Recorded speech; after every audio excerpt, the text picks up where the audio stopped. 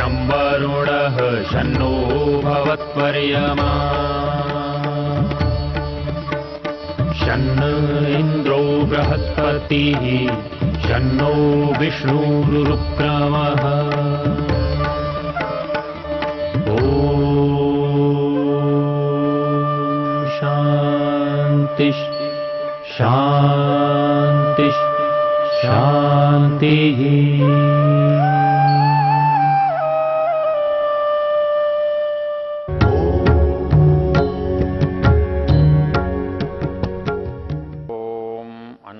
इमा नारीरविधवा सुपत्नीराञ्जनेन सर्पिषा संविशन्तु अनश्रवो अनमीवासुरत्ना आरोहन्तु जनयो योनिमग्रे।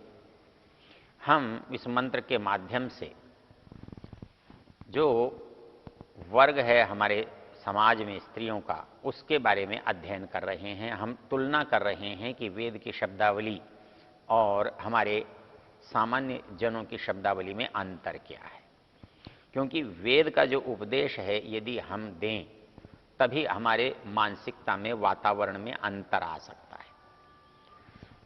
हमारे प्रारंभ से ऋषि दयानंद ने इसके लिए इतना अधिक प्रयत्न किया कि उन्होंने शिक्षा का अधिकार भी महिलाओं को माना, वेद पढ़ने का अधिकार महिलाओं को माना। और इतना ही नहीं, जब सत्यार्थ प्रकाश में प्रश्नोत्तर चल रहे हैं तो वेद पढ़ने का अधिकार किस किस को है, जब इसकी वो चर्चा करते हैं तो कहते हैं कि मनुष्य मात्र को वेद पढ़ने का अधिकार है। तो जब मनुष्य मात्र को वेद पढ़ने का अधिकार कहते हैं तब स्त्रियां कहाँ से उससे परेशान हो सकती हैं, अलग हो सकती हैं, उनको दूर किया जा सकता है। जब पुरुष को वेद पढ़ने का अधिकार है तो महिला को भी वेद पढ़ने का अधिकार है, और ब्राह्मण को भी वेद पढ़ने का अधिकार है तो शूद्र को भी वेद पढ़ने का अधिकार है। ब्राह्मण और शूद्र परिस्थिति का नाम है, व्यक्ति का नाम नहीं है। एक व्यक्ति ब्राह्मण भी हो सकता है, वही व्यक्ति शूद्र भी हो सकता है, वही व्यक्ति वैश्य भी हो सकता है, वही व्यक्ति क्षत्रिय भी हो सकता है। तो इसकी चर्चा इस समय हमारा विषय नहीं है, विस्तार से कभी दूसरे अवसर पर करेंगे। तो यहाँ पर ये जो मुख्य बात है कि जब एक अधिकार किसी भी तरह से पुरुष को प्राप्त है तो वो महिला को क्यों नहीं प्राप्त है। इसके लिए स्वामी दयानंद का तर्क बहुत अच्छा है। वो कहते हैं कि जो जो वस्तु, बात, विचार परमेश्वर का है, परमेश्वर द्वारा प्रदत्त है, तो वो सब विचार सबका है, सबके लिए समान है।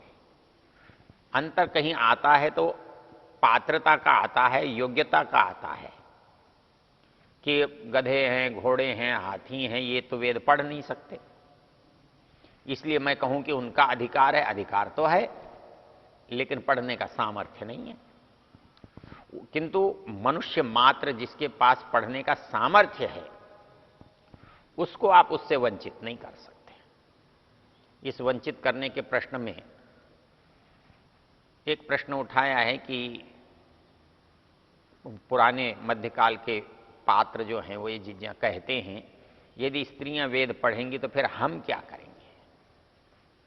तो स्वामी दयानंद कहते हैं तुम क्या करोगे इसकी चिंता हमें नहीं है, तुम चाहे कुएं में पड़ो, लेकिन जिनका अधिकार है उनके अधिकार को तुम नहीं छीन सकते। इसलिए उनको तो वेद पढ़ने का अधिकार है। किस तरह से अधिकार है, इसके लिए उनका जो तर्क है वो बहुत अच्छा है।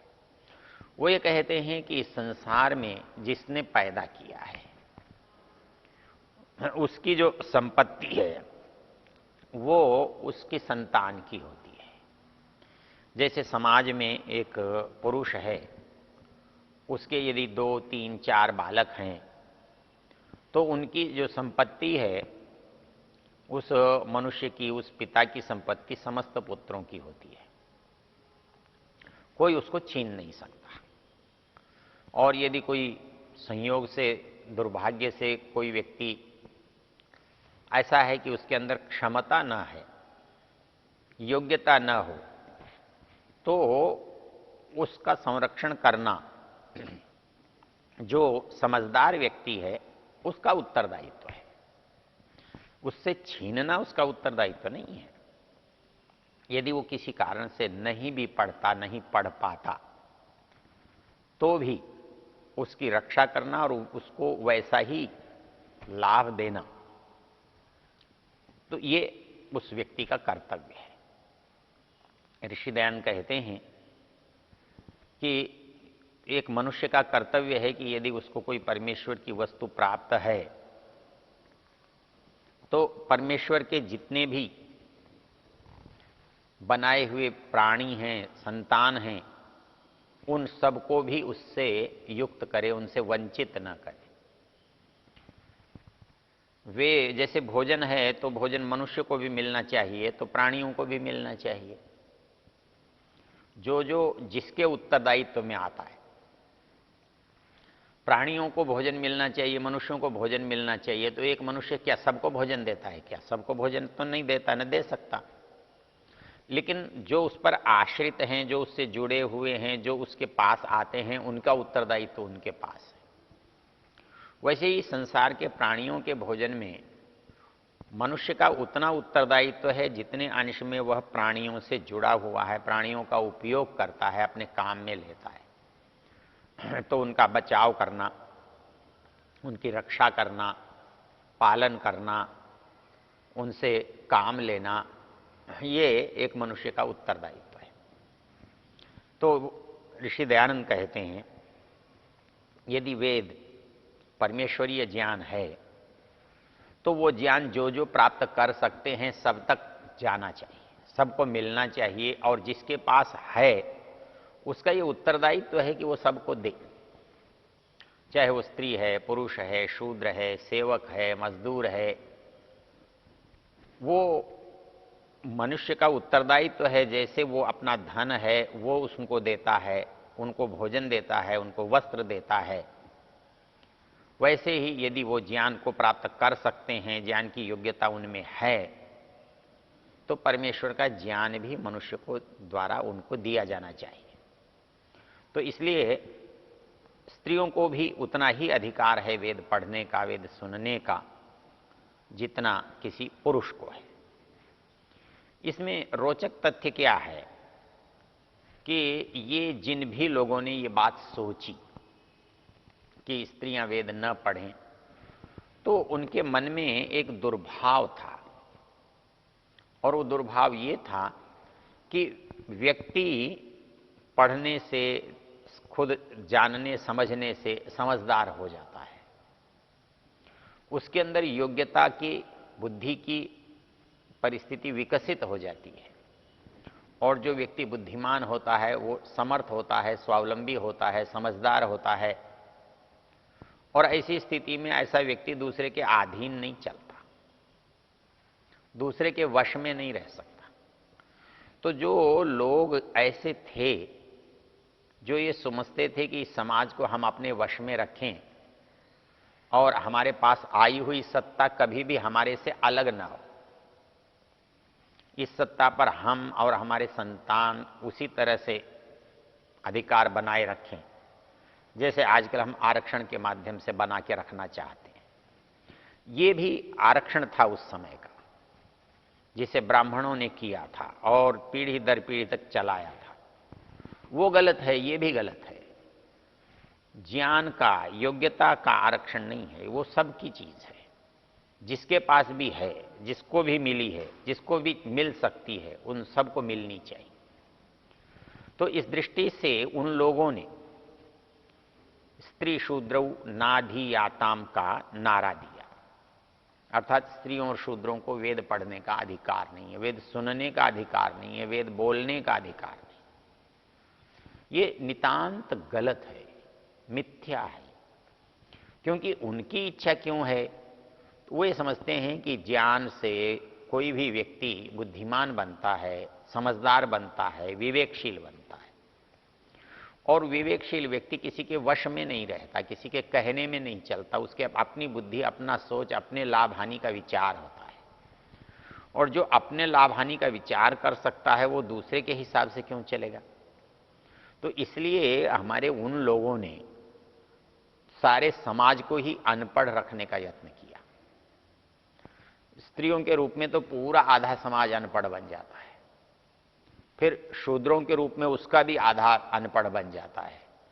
तो इस तरह से 75% जनता को, लोगों को अनपढ़ रखकर हम क्या प्राप्त कर सकते हैं? किंतु ये चला और उसका परिणाम ये हुआ कि हम दास बने, हमारी अज्ञानता से हम दरिद्र बने, हम दूसरों के पराधीन हुए। क्योंकि हम कभी कभी छोटे लाभ के लिए सोचते हैं तो उससे होने वाली जो बड़ी हानि है वो हमारे पास नहीं रहती। हमारे उन थोड़े से लोगों ने इसका उपयोग करना चाहा, लेकिन उन्होंने पूरे देश को हजारों साल तक के लिए पराधीनता के परिस्थिति में डाल दिया। उसी के कारण से जितना जितना अज्ञान बढ़ेगा, अविवेक बढ़ेगा, मूर्खता बढ़ेगी, उतनी उतनी पराधीनता, दुख, अधर्म बढ़ेगा। और वो परिस्थिति हुई। तो इसलिए जिन लोगों ने ये माना कि स्त्रियों को वेद पढ़ने का अधिकार नहीं है, उन्होंने, हम ये समझते हैं कि इन लोगों ने बाहर अपराध किया है, बाहर के लोगों को सताया है, बाहर के लोगों को दबाया है। बाहर और दूसरे लोगों को दबाने की बात तो छोड़ दीजिए, इन्होंने तो अपने घर के ही लोगों को दबाया है। एक स्त्री के रूप में जो माँ के रूप में है, बहन के रूप में है, बेटी के रूप में है, पत्नी के रूप में है, और संबंधों के रूप में है, उसको भी उन्होंने अधिकार से वंचित रखा है। और इस वंचना से, इस प्रताड़ना से पूरा जो समाज है वो त्रस्त रहा है, दुखी रहा है। ऋषि दयानंद ऐसे व्यक्ति हैं जिन्होंने इसको प्रमाण सहित निराकृत किया है और उन्होंने स्वयं वेद के ही प्रमाण देकर के यथेमाम वाचम कल्याणीम आवदानी जनेभ्यः ब्रह्मराजन्याभ्याम शूद्राय चार्याय स्वाय चारणाय च प्रियो देवानां भूयासम अयम में कामः समृद्ध्यताम उपमादो नमतो। इस मंत्र का अर्थ करते हुए वो लिखते हैं, जैसे परमेश्वर की दी हुई हवा है, पानी है, अन्न है, जल है, भूमि है, ये सबकी है, वैसे ही परमेश्वर का दिया हुआ ज्ञान भी सबका है। और वो ब्राह्मण का है, क्षत्रिय का है, वैश्य का है, शूद्र का है। शूद्र तो एक परिस्थिति का नाम है। जब वो पढ़ नहीं सका, पढ़ने का उसके अंदर सामर्थ्य नहीं, पढ़ने के संस्कार, बुद्धि नहीं है, तो जो वो कर सकता है वो परिस्थिति केवल शूद्र की है, जो शारीरिक श्रम करता है। उसके अंदर भी ऐसा नहीं है कि उसके अंदर समझ की कमी है या वो पागल है। वो इतना ही है कि वो बहुत विद्या का सामर्थ्य नहीं रखता है। वो सामान्य ज्ञान रखता है, समझ रखता है, उसके अंदर भी विवेक है, लेकिन विशेषज्ञता नहीं है। इसलिए वो एक परिस्थिति है। वो एक के साथ हो सकती है, उसके बेटे के साथ नहीं हो सकती। उसके जो संतान हैं वो उससे भी योग्य हो सकते हैं। तो इसलिए ये कहना कि शूद्र को अधिकार नहीं है, शूद्र को अधिकार नहीं है, तो वो तो स्वाभाविक रूप से ही नहीं है। वो कर सकता तो उसका अधिकार अपने आप था, वो नहीं कर सकता इसलिए उसका अधिकार नहीं बना। और वो नहीं बना तो लेकिन उसका व्यक्तिगत नहीं बना, उसके परिवार के सदस्यों का नहीं बना, ये थोड़ा ही आप कह सकते हैं। वो तो यदि योग्य हैं, उनके अंदर सामर्थ्य है, तो उनको वो अधिकार है। इसलिए बहुत सारे लोग एक प्रश्न करते हैं, अजी आप उनको शूद्र कहते हैं, क्यों? वो शूद्र के घर में पैदा होंगे, उससे क्या? वर्ण का विवेचन होता कब है? वर्ण दिया कब जाता है? आदमी पहली कक्षा से पढ़ना आरंभ करता है, लेकिन वो स्नातक तो जाके 14 साल में बनता है। लेकिन स्नातक बनने का प्रयास तो उसका पहले दिन से शुरू हुआ, लेकिन पहले दिन न तो स्नातक बनाया जाता और न स्नातक बनने के बाद उसे पहले दिन वाली परिस्थिति में रखा जाता। शूद्र है, शूद्र की परिस्थितियों में है। जिस दिन शूद्र की परिस्थितियों को उलट देगा, पलट देगा, छोड़ देगा, उस दिन वो शूद्र नहीं रहेगा। वो ब्राह्मण बनेगा, क्षत्रिय बनेगा, जो भी बनेगा बन जाएगा। तो वो उसको उस दिन उस दिन उसको वर्ण मिलता है, वर्ण गुरु देता है, जैसे उपाधि दी जाती है, जैसे डिग्री दी जाती है, जैसे कोई परीक्षा पास करने पर योग्यता बताई जाती है, वैसे ही ये काम भी आचार्य के द्वारा किया जाता है, गुरु के द्वारा किया जाता है, राजा के द्वारा किया जा सकता है। तो ये देता है, तब उसको विशेष अधिकार प्राप्त होते हैं, समाज में विशेष दर्जा योग्यता प्राप्त होती है। तो यथेमाम वाचम कल्याणी, तो ये कैसी वाणी है? कल्याणी वाणी है। आवदानी जनेभ्य, परमेश्वर कहता है कि ये मैं सब संसार के लोगों के लिए बता रहा हूं, संसार के लोगों के लिए दे रहा हूं, संसार के लोगों का लिए ये उपदेश है। ब्रह्म राजन्याभ्याम, वो चाहे ब्राह्मण हो चाहे राजन्य हो, शूद्राय चार्याय स्वाय चारणाय, वो अपने सेवक हों, अपने मजदूर हों, और वो शूद्र हों, इससे कोई अंतर नहीं पड़ता। अयम में काम समृद्धताम, जो व्यक्ति मेरी इस कामना को बढ़ाता है मैं उससे प्रसन्न होता हूं। अर्थात जैसे एक माता पिता अपनी संतान को यदि कोई बढ़ाता है तो उसे देखकर वो प्रसन्न होते हैं और उस व्यक्ति से की भी प्रशंसा करते हैं, वैसे ही परमेश्वर कहता है कि जब आप मेरे ज्ञान को, मेरे संतान को देंगे तो मैं भी तुमसे बहुत प्रसन्न होऊंगा। तो अयम में काम समृद्धताम, ये जो मेरी कामना है, मेरी इच्छा है, सभी ज्ञान मिले, सबको योग्यता मिले, सबके अंदर सामर्थ्य मिले, सबको सुख मिले, ये जो परिस्थिति है ये सबके साथ हो, ये बात इस मंत्र में कही है। तो ऋषि दयानंद जो बात कहते हैं वो ये कहते हैं कि आप ये नहीं कह सकते कि परमेश्वर ने जिन वस्तुओं का निर्माण किया है, परमेश्वर ने जो वस्तुएं संसार में उत्पन्न की हैं और संसार के मनुष्यों के लिए दी हैं, वो किसी एक मनुष्य के लिए नहीं दी, वो कुछ थोड़े से मनुष्यों के लिए नहीं दी, वो मनुष्य मात्र के लिए दी है ज्ञान के रूप में। और भोजन है, वह जल है, वायु है, वो प्राणी मात्र के लिए दिया हुआ है, वो सब के लिए दिया हुआ है।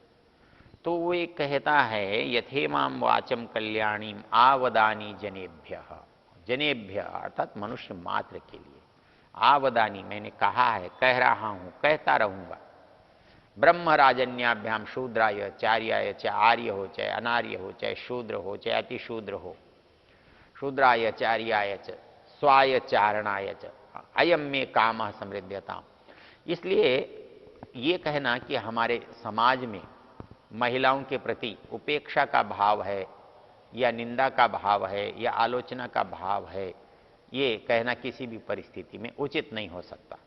ये बात हमारे इन शब्दों से, मंत्र में जो शब्द कहे गए हैं, वो कहता है कि अनश्रव अनमीवा सुरत्न, अर्थात वो अनश्रव मानसिक दुख से दूर हों, अनश्रव अनमीवा वो शारीरिक कष्टों से भी, व्याधियों से भी, दुर्बलताओं से भी, न्यूनताओं और अभावों से भी दूर हों, और सुरत्ना वो सबके अनुकूलता के कारण, सबके सहयोग के कारण, सबकी सदिच्छा के कारण वो उन्नति को, ऐश्वर्य को प्राप्त हो। तो इतनी सुंदर जो शब्दावली है, ये शब्दावली हमें उस समय के विचार को, वेद के विचार को, वेद की परिस्थिति को हमारे सामने उपस्थित करती है।